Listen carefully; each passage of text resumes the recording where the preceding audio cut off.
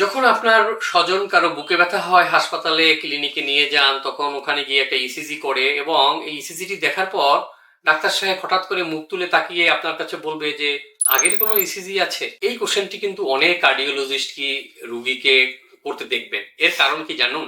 এর কারণ হলো এই ইসিজিতে একটি সমস্যা এসেছে, কিন্তু এই সমস্যাটা কি নূতন নাকি আগেও ছিল।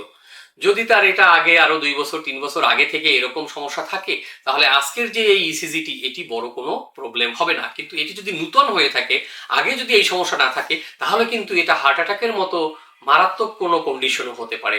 এজন্য হাসপাতালে যখন আপনারা এই ধরনের বুকে ব্যথার রুগী নিয়ে যাবেন, তখন সাথে করে যদি আগের কোনো ইসিজি করা থাকে সেটি নিয়ে যাবেন, অথবা পথিমধ্যে যেতে যেতে বাসায় যারা আছে তাদের ইনস্ট্রাকশন দিবেন যে বাসায় কোনো ইসিজি করা আছে কিনা। ফাইলের ভিতরে খুঁজে দেখে সেই ইসিজির একটি ছবি তুলে হোয়াটসঅ্যাপে বা অন্য কোনো মিডিয়ার মাধ্যমে মোবাইলে পাঠিয়ে দিবেন এবং চিকিৎসককে দেখাবেন যে স্যার, ওনার কিন্তু আগের ইসিজি এরকম, বর্তমান ইসিজির সাথে একটু মিলিয়ে দেখেন। তাহলে চিকিৎসক কিন্তু খুব দ্রুত খুব ক্রিটিক্যাল ডিসিশন এখান থেকে নিতে পারবেন। সুতরাং পুরনো ইসিজির কিন্তু খুব গুরুত্ব রয়েছে।